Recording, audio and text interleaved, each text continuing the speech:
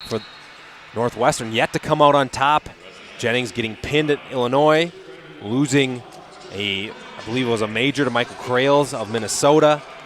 So we'll see what the big man, the redshirt freshman from Centerville, Ohio, can do for the Wildcats against a veteran, a redshirt senior, Brendan Walsh for Duke.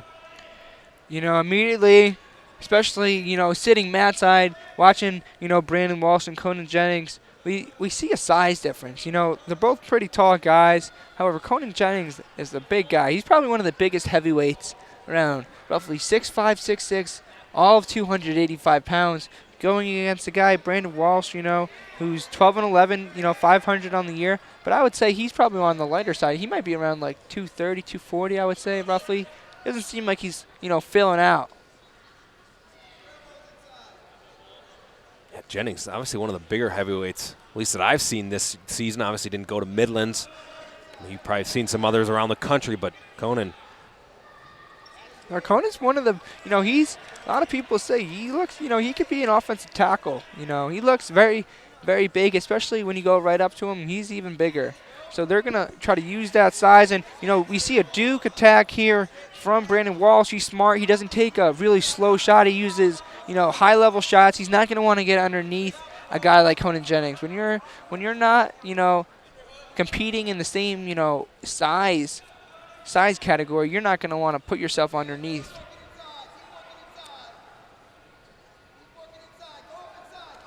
Guys fighting for some hand and head position here as they lock up a high. No score as of yet. 19-16, Duke leads in the dual meet. It's the final match of the evening between Conan Jennings of Northwestern, Brendan Walsh of Duke. Referees blow it, give Jennings a chance to adjust his headgear, and back we go up top. 1 minute remaining, first period here from Welsh Ryan Arena. We've had a good one tonight here on BTN Plus. Adam Rosso, Johnny Sebastian giving you the call of the final home meet of the 2015-2016 season for Northwestern. So far this period, Adam, what we've seen is a lot of, typical heavyweight stuff. A lot of, hand fighting, a lot of pummeling, a lot of, trying to figure out who's going to have this upper edge come second period and third period, to give themselves an advantage. If one of them can get a takedown, it's huge in heavyweight. If you get a takedown in the first period, most of the time, you're going to be the winner in the duel. That first 2 points is really essential, but from what it looks like, Brandon Walsh has taken a few high-level attacks, hasn't really, really finished them, hasn't really gone through them, just kind of feeling out Conan Jennings, and Conan's just really hand-fighting, doing what, a guy like his size would do, and now we're going to go into the second period. Walsh, obviously the most experienced wrestler on the team, redshirt senior. He's had to deal with the Gwiz the past couple of years in the ACC, and then also Ty Walls of Virginia Tech, who bullied him around the mat last weekend for an 18-5 major, which is something you rarely see at heavyweight. See Jennings trying to use his size to, really put down that of Brandon Walsh, but Walsh does a great job getting escape in 13 seconds. And, for a guy like Brandon Walsh, that's huge. You got a guy who's that big on top of you, it's going to be tough. That's where he uses his speed, uses his agility, and his quickness and acceleration to really get him through that starting point where Jennings is, draped over the top of him, and he did a great job escaping. Now Jennings is really looking to, pressure him forward towards the edge of the mat and try to figure out one of his own, takedowns and approaches. Two players battling for position up high. Head inside by Walsh right now.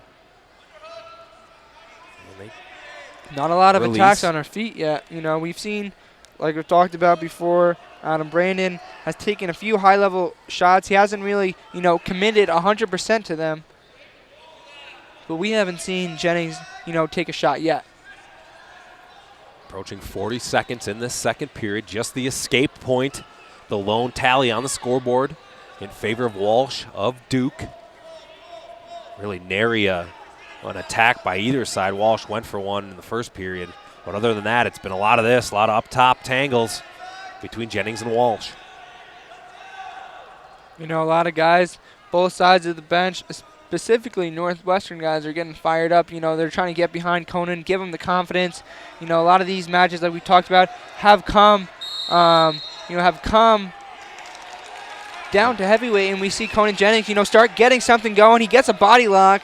You know, I think Brandon Walsh did a great job, you know, getting out of that lock, because if, you know, Conan could have got that in the middle, who knows how this match could have, you know, ended, especially short time left in the second period. And they gave him a stall warning, I believe. Yes. Did they to Walsh, so the next stall will be a point for Jennings. Jennings obviously will choose down, look to even the score with an escape. 19-16. Obviously, Duke wins this match. They win the meet. If Jennings scores a decision, it's a tie. We go to the tiebreaker. If Jennings gets a major or a fall or a tech fall, Northwestern gets its second dual meet win of the year. Absolutely, and it'll be interesting if Jennings is able, you know, to get this escape. It's going to go into, you know, tiebreaker and criteria. We're going to see what's going to happen if, believe it or not, Northwestern might win because of the forfeit at 133 from Dominic Malone. I think that's the only time where Northwestern has scored a fall. We see all the fans getting jacked up in this. You know, believe it or not, it's very impressive that the referee isn't going to call another stall call.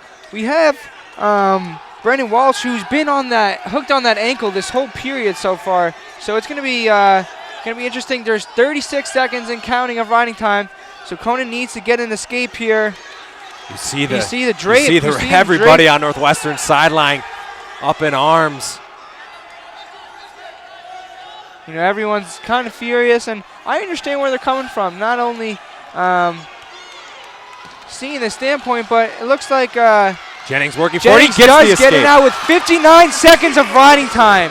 59 seconds of riding time. Conan Jennings gets the escape, and now it's tied up 1-1.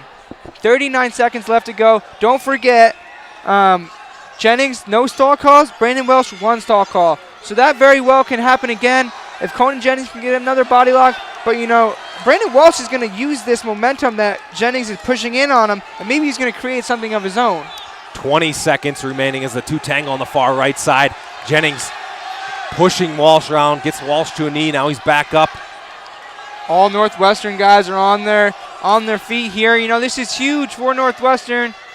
If they can end up 6 seconds remaining. Jennings going for it. He's going for it all. And now he walked out of bounds. That's going to be a stall call. Northwestern is going to get a point with 1.2 seconds left. Duke coach is not happy with that. However, I think personally that was going to be an interesting call because we did see action. We did see action at him. And what's going to be interesting about that, it's going to be all up to the coaches, not the coach's discretion, but the head referee's discretion. He's going to be listening and entertaining to everything that the Duke coach has to offer. But we see here on the big screen here, it's not showing on the Big Ten Network. However, I think the call's going to stay. And, you know, Conan Jennings did a great job creating action. He's not going to get one of his own. However, he did a great job attacking whenever he needed to, and that resulted in a stall call. Wow, what a turn of events. He gets the escape, and as you said, you could see him backing out. I think the more questionable stall call was the first one. The first one was absolutely more questionable. It just so happens that this was the deciding factor in the match.